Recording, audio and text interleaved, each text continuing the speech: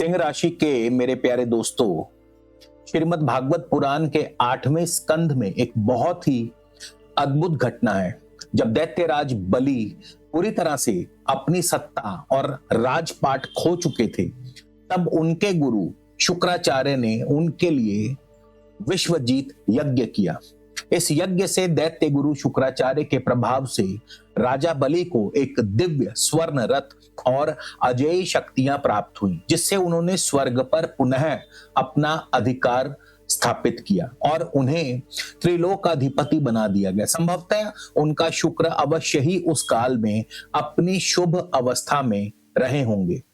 ठीक ऐसे ही 19 अप्रैल 2026 को शुक्र अपनी स्वराशि वृषभ राशि में प्रवेश कर रहे हैं और आपकी कुंडली में वृषभ राशि कहां आती है? आपके ठीक दशम भाव यानी कर्म, प्रोफेशन और सत्ता के भाव में। यहां शुक्र मालव्य राजयोग बना रहे हैं। ये कोई आम गोचर नहीं। सुंदरता, लग्जरी और धन के ग्रह शुक्र अपनी सबसे मजबूत स्थिति में अपनी ही राशि वृषभ राशि में आ रहे हैं और ये गोचर आपके 10वें घर में ज्योतिष का एक सबसे शक्तिशाली राजयोग मालव्य राजयोग बना रहा है। अगर मैं इसे सरल भाषा में कहूं तो ये सिंहासन योग है। ये वो योग है जो आपको वो पद, वो रुतबा, वो ताकत देने वाला है जिसके आप हमेशा से सपने देखते आए हैं। ये आपके नाम की गूंज, आपके काम का सम्मान और आपकी सफलता का शिखर है और ये आपके करियर के सिंहासन पर आपकी वापसी का समय है। लेकिन जरा रुकिए, इस गोचर के दौरान एक समय ऐसा भी आएगा जहां आपकी एक छोटी सी गलती और आपका सपना एक झटके में टूट कर बिखर सकता है। तो वो गलती क्या है? वो कौन सा पल है जब आपको सबसे ज्यादा सावधान रहना है और उस गलती से बचकर आप इस राजयोग का 100% फायदा कैसे उठा सकते हैं? चलिए इसे गहराई से समझते हैं। इस वीडियो को आखिर तक जरूर देखिएगा क्योंकि ये जानकारी आपके करियर की पूरी दिशा बदल सकती है। नमस्कार, मैं हूं आपका एस्ट्रो दोस्त चेतन और आप देख रहे हैं स्काई स्पीक्स। दोस्तों, ये राशिफल गोचर फल हमेशा अपनी लगन राशि और चंद्र राशि दोनों से देखें। लगन राशि आपकी परिस्थितियां हैं, आपके रिसोर्सेज हैं। चंद्र राशि आपकी मनोदशा है। उन रिसोर्सेज, उन परिस्थितियों का उपयोग कैसे करोगे, ये चंद्र राशि बताती है। तो चलिए शुरुआत करते हैं। सबसे पहले इस मालव्य राज योग की ताकत को समझते हैं। ज्योतिष में 10वां घर, जिसे हम कर्म स्थान कहते हैं, आपकी कुंडली का टॉप है, शिखर है।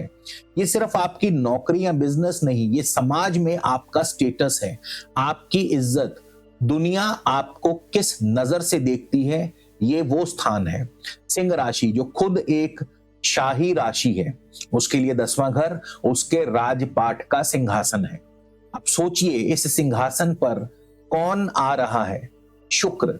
शुक्र आपके लिए कोई मामूली ग्रह नहीं, वो आपके 3रे घर के स्वामी है, यानी आपका पराक्रम, आपकी हिम्मत, आपका साहस, आपकी मेहनत और सबसे जरूरी वो आपके 10वें घर के भी स्वामी हैं।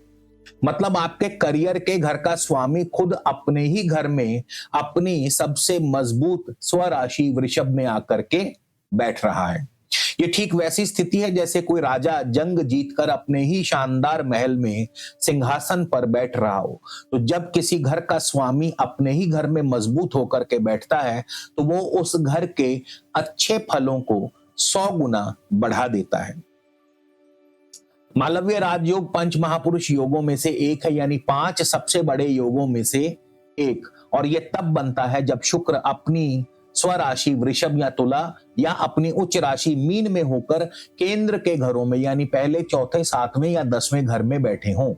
और आपके लिए ये योग 10वें घर में बन रहा है जो करियर के लिए सबसे बेस्ट है। ये योग जिंदगी में जबरदस्त धन, गाड़ी, प्रॉपर्टी, हर तरह का भौतिक सुख, कला में सफलता और एक चुंबकीय पर्सनैलिटी देता है। जब ये कर्म स्थान पर बनता है तो इंसान अपने काम से राजा जैसा सम्मान और सफलता पाता है।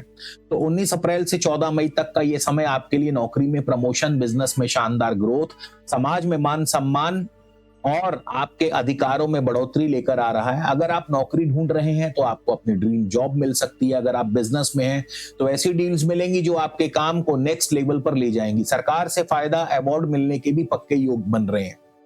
लेकिन जैसा मैंने कहा, ये पूरी कहानी नहीं है। इस गोचर का असली राज इसके नक्षत्रों के सफर में छिपा है। और चलिए अब इन नक्षत्रों के सफर पर चलते हैं। और ये नक्षत्र जो हैं, ये 3 पड़ाव हैं, 3 फेज हैं।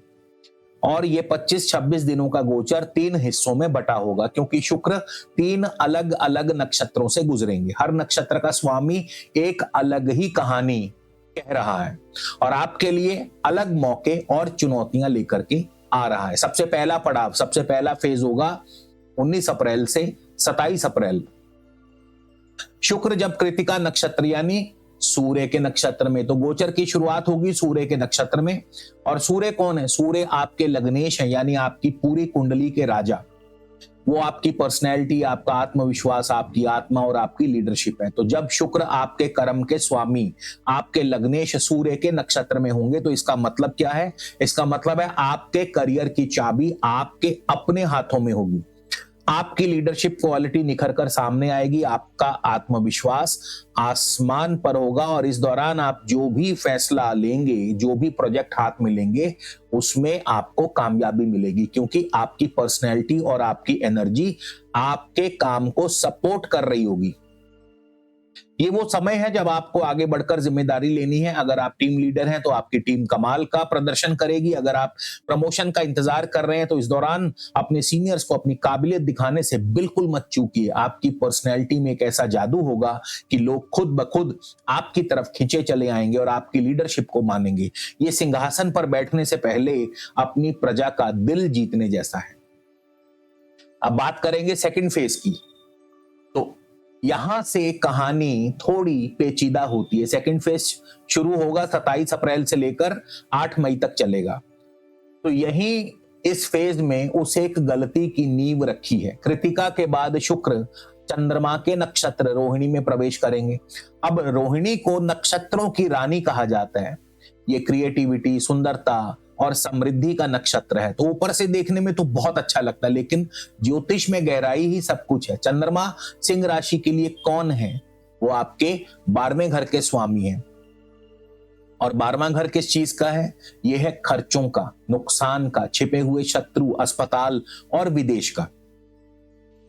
तो जब आपके कर्म स्थान पर बैठा धन और विलासिता का ग्रह शुक्र आपके 12वें घर यानी खर्चों के घर के स्वामी चंद्रमा की एनर्जी से जुड़ेगा, तो क्या होगा? एक तरफ तो विदेश से जुड़े कार्यों के लिए ये कमाल का समय है। अगर आप किसी एमएनसी में काम करते हैं, इंपोर्ट एक्सपोर्ट का बिजनेस करते हैं या विदेश जाकर सेटल होना चाहते हैं, तो ये दौर आपके लिए वरदान बन सकता है। आपको अचानक विदेशी क्लाइंट से बड़ी डील मिल सकती है, लेकिन यहीं पर एक खतरा भी छिपा है। अब वक्त है उस एक गलती पर से पर्दा उठाने का। तो वो गलती जो सिंहासन हिला सकती है, वो गलती जो इस पूरे मालव्य राजयोग पर पानी फेर सकती है, वो है भावनाओं में बहकर गलत फाइनेंशियल फैसले लेना। मैं फिर से दोहराता हूं, भावनाओं में बहकर गलत फाइनेंशियल डिसीजन लेना। चलिए इसे ज्योतिष की नजर से समझते हैं। अब दूसरा पड़ाव, दूसरा फेज 27 अप्रैल से 8 मई रोहिणी नक्षत्र का है, जिसके स्वामी चंद्रमा हमारे मन और भावनाओं को कंट्रोल करते हैं। सिंह राशि के लिए यही चंद्रमा 12वें घर का स्वामी है, जो खर्च और नुकसान का घर है। तो इस दौर में शुक्र जो कि पैसा आपके कर्म स्थान पर है, जो आपको पैसा और मौके दे रहा है, लेकिन वो एनर्जी ले रहा है चंद्रमा से। इसका नतीजा ये होगा कि आपके मन में पैसा खर्च करने की जबरदस्त इच्छा जागेगी। आप अचानक से बहुत महंगी चीजें खरीदने के लिए बेचैन हो सकते हैं, जिनकी आपको शायद जरूरत भी नहीं है। आप शेयर बाजार में बिना सोचे समझे किसी के कहने पर या सिर्फ भावनाओं में बहकर बड़ा पैसा लगा सकते हैं। कोई आपको जल्दी अमीर बनने की स्कीम बता सकता है और आप इमोशनल होकर उस पर भरोसा कर लेंगे। ये स्थिति ऐसी है जैसे आप एक खजाने को भर तो रहे हैं, लेकिन आपने उस खजाने का पिछला दरवाजा खुला छोड़ दिया। शुक्र आपको पैसे दे रहा है, लेकिन 12वें घर का असर आपसे उसे गलत जगह खर्च करवा सकता है। आपकी एक भावनात्मक गलती, एक गलत इन्वेस्टमेंट या लग्जरी पर किया अंधाधुंध खर्च इस राजयोग से मिलने वाले सारे फाइनेंशियल फायदे को जीरो कर सकता है। आप पैसा कमाएंगे लेकिन वो रुकेगा नहीं, पानी की तरह बह जाएगा। तो यही वो गलती है जो आपके सपनों को तोड़ सकती है। अब आते हैं तीसरे पड़ाव पर, जब शुक्र मृगशिर नक्षत्र में प्रवेश करेंगे 8 मई। 8 मई से आगे इस भावनात्मक चुनौती के बाद गोचर का आखिरी पड़ाव मंगल के नक्षत्र में होगा। मंगल सिंह राशि के लिए परम योग कारक ग्रह है। वो आपके चौथे घर सुख, प्रॉपर्टी, गाड़ी और नौवें घर भाग्य, धर्म, किस्मत, विदेश यात्रा के स्वामी हैं। ये किस्मत का दौर है। इस समय में आपको अपनी किस्मत का पूरा साथ मिलेगा। जो काम अब तक अटके हुए थे अचानक पूरे होने लगेंगे। प्रॉपर्टी से जुड़ा कोई मामला आपके हक में आ सकता है। गाड़ी खरीदने का सपना पूरा हो सकता है। करियर में प्रमोशन या सफलता अब सिर्फ आपकी मेहनत से नहीं बल्कि आपकी किस्मत के जोर से भी मिलेगी। ये ऐसा है मानो राजा ने अपनी भावनाओं पर काबू पा लिया हो और अब पूरी कायनात उसे उसका राज सौंपने के लिए तैयार है। ये दौर राजयोग के फलों को समेटने और अपनी सफलता को पक्का करने का है। अच्छा, एक बात बताइए, मैंने कई बार देखा है कि इतना पावरफुल योग है, इतना अच्छा गोचर है, लेकिन उसके बावजूद कुछ लोगों के कमेंट्स आते हैं जो मैं पढ़ता भी रहता हूं कि हमें रिजल्ट नहीं मिलता, हमें आपके बताए हुए कोई भी रिजल्ट नहीं मिलते हैं। और फिर आप हताश होकर के कहते हैं कि ज्योतिष काम ही नहीं करता। तो कभी सोचा ऐसा क्यों होता है? देखिए, ऐसा होने का एक ही कारण हो सकता है, वो ये कि या तो आपकी कुंडली कमजोर है, या आपकी कुंडली में शुक्र कमजोर है, या फिर आपको अशुभ दशा चल रही है। अब इसका निवारण क्या है? इसका निवारण है कि आप अपनी कुंडली चेक करवाइए। स्क्रीन पर नंबर दिया है, उसके लिए आप अपनी अपॉइंटमेंट बुक करवाइए, निजी परामर्श लीजिए। और अगर आप ये भी नहीं करना चाहते दोस्तों तो भी कोई बात नहीं, आप कम से कम इस वीडियो के अंत में दिए गए उपाय फॉलो कर लीजिए, क्योंकि सबको एक जैसा रिजल्ट मिले ये कोई जरूरी नहीं है। तो इन चीजों का भी ध्यान रखें। तो चलिए अब आगे बढ़ते हैं और अब समाधान पर पहुंचते हैं, उपायों पर पहुंचते हैं। तो सबसे बड़ा सवाल यह है कि जो खतरनाक पड़ाव है, जो 27 अप्रैल से 8 मई तक भावनात्मक लहरों से कैसे बचा जाए, इस सिंहासन योग को कैसे सुरक्षित किया जाए। और समाधान बहुत आसान और प्रैक्टिकल है। सबसे पहले तो जरूरी उपाय आपके अपने अंदर है। तो 27 अप्रैल से 8 मई के बीच में अपने पैसों को लेकर सावधान रहें। कोई भी बड़ा खर्च या इन्वेस्टमेंट करने से पहले अच्छी तरह सोच विचार करें। भावनाओं में बहकर कोई फैसला न लें। अगर कोई डील सुनने में बहुत अच्छी लग रही है तो उस पर रिसर्च करें और किसी भरोसेमंद सलाहकार से राय जरूर लें। और इसके अलावा ग्रहों की ऊर्जा को भी आप अपने हिसाब से थोड़ा ट्यून कर सकते हैं। हालांकि इसके लिए बहुत उपाय करने पड़ते हैं। तो क्योंकि सारी गड़बड़ 12वें घर के स्वामी चंद्रमा की भावनात्मक ऊर्जा से है, तो इसलिए हमें सबसे पहले चंद्रमा को शांत रखना होगा। खासकर सोमवार के दिन भगवान शिव की पूजा करें। शिवलिंग पर जल और दूध चढ़ाएं और चांदी के गिलास में पानी पिएं। ये आपके मन को स्थिर करेगा और आपको इमोशनल फैसले लेने से बचाएगा। इसके अलावा शुक्र को सकारात्मक रखें। इस पूरे गोचर के दौरान शुक्र की पॉजिटिव एनर्जी को बढ़ाने के लिए आप चाहें तो ओपल धारण कर सकते हैं, लेकिन ओपल धारण करने के लिए अपनी कुंडली का विश्लेषण जरूर करवा लें।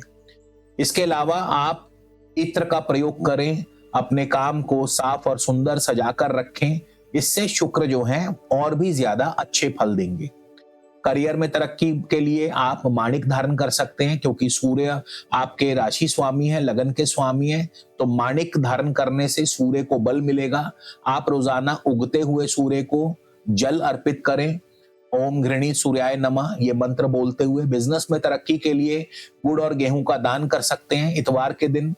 और इस गोचर के दौरान आने वाले किसी भी गुरुवार को बेसन के लड्डू, चने की दाल और एक पीला कपड़ा किसी मंदिर में या किसी जरूरतमंद को जरूर दान करें। ये आपके भाग्य को मजबूत करेगा। तो इन उपायों से आप एक सुरक्षा कवच बना लेंगे जो आपको भावनात्मक गलतियों से बचाएगा।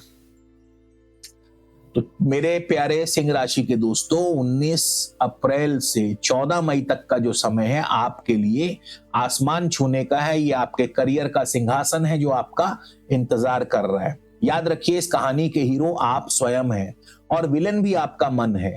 तो 27 अप्रैल से 8 मई के बीच आप अपने मन को काबू रखिए। और मैं आपका एस्ट्रो दोस्त आपको रास्ता दिखाने के लिए आपका गाइड हूं। तो आप इस वीडियो को, अगर आपको अच्छा लगा हो तो वीडियो को लाइक करें, शेयर करें अपने दोस्तों के साथ और चैनल को सब्सक्राइब जरूर करें। और कमेंट्स में मुझे जरूर बताइए कि इस दौरान आपके करियर के क्या लक्ष्य हैं। आपके सभी सवालों के उत्तर देने की मैं कोशिश करूंगा। तो इसी के साथ आपसे विदा लेता हूं। अगले वीडियो में आपसे फिर मुलाकात होगी। जय श्री राम।